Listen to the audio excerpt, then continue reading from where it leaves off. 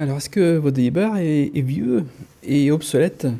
Par exemple, vous utilisez toujours la version 3 ou 4 et depuis longtemps et il fonctionne toujours, c'est ce qui est un miracle. Et est-ce que c'est dangereux? Parce que bon, jusque-là, il n'y a pas de problème, donc pas de raison qu'il y en ait un qui arrive maintenant. Alors c'est vrai qu'il n'y en a pas, s'il n'y en a pas jusque-là, ça peut continuer à fonctionner. Mais le problème, c'est que sans tarder, il va y avoir sans doute petites limites administratives qui vont devenir obligatoires et ça va commencer à devenir un petit problème. Les nouveautés dans les lois, etc., qui obligent à faire certaines choses avec Dolibar. Et quand Dolibar est trop vieux, on ne peut plus les faire. Et alors, est-ce que vous savez ce que c'est qu'une faille 0 day aussi? Ah, une faille 0 day.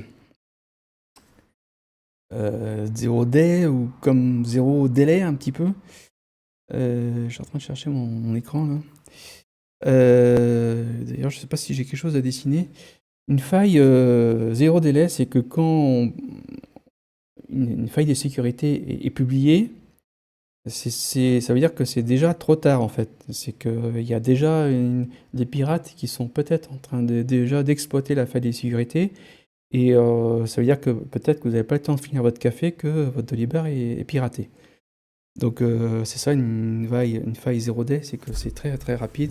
Et vous vous levez le matin et vous apprenez que tout a été piraté dans la nuit parce que la faille a été publiée pendant la nuit. Donc bon, ça c'est le cas extrême. Heureusement que ça arrive très rarement. Mais c'est juste pour dire que vaut mieux éviter d'avoir un délai trop long entre l'apparition d'une faille de sécurité et sa correction et son application aussi, enfin l'application de la correction. Et donc voilà, c'est un problème d'avoir un Dolibar trop vieux, obsolète, pas mis à jour.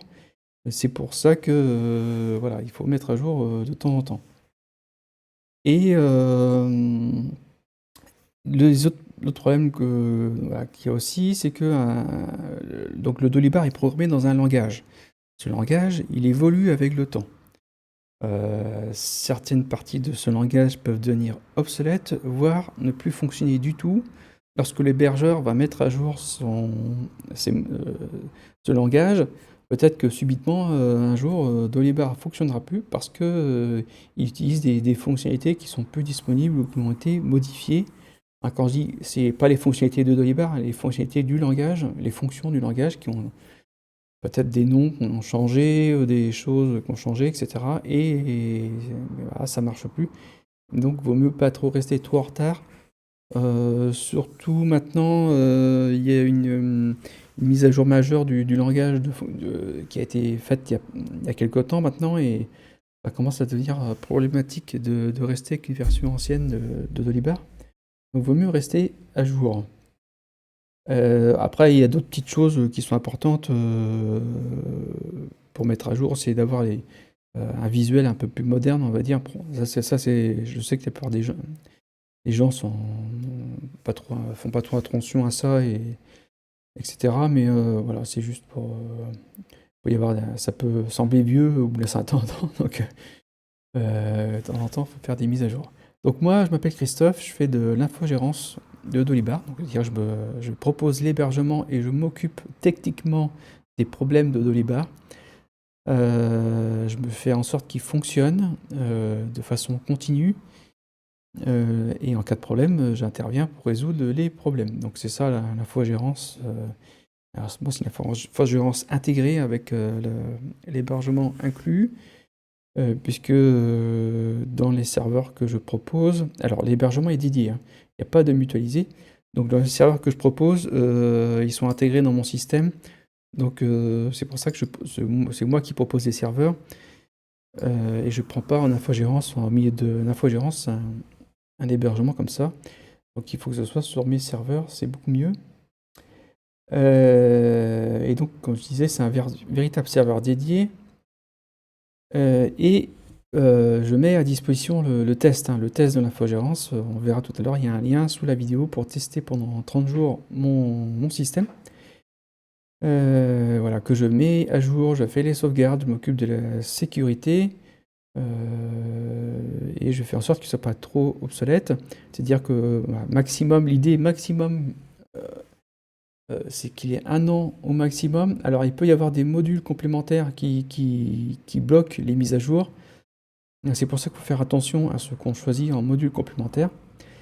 Mais si vous avez un doute, il faut me demander avant d'installer des modules pour que je puisse vérifier si je pense que c'est bon ou pas. Voilà, donc les mises à jour, il n'y a pas besoin de me les demander, je m'en occupe. Les mises à jour mineures, elles sont faites au fil de l'eau. Les mises à jour majeures sont faites. Donc j'ai 2 types d'hébergement, l'hébergement Echo, où je fais les mises à jour 1 fois par an, environ, et VIP, 1 fois tous les 6 mois environ, après chaque mise à jour majeure. Mais en tout cas, je laisse un délai avec les mises à jour majeures de 3 mois environ. Voilà, de manière à diminuer tous les risques maximum. Donc, il y a un lien sous la vidéo pour tester pendant 30 jours, et puis je fais d'autres vidéos à côté là pour expliquer un peu tous les concepts et toutes sortes de choses autour de Dolibar.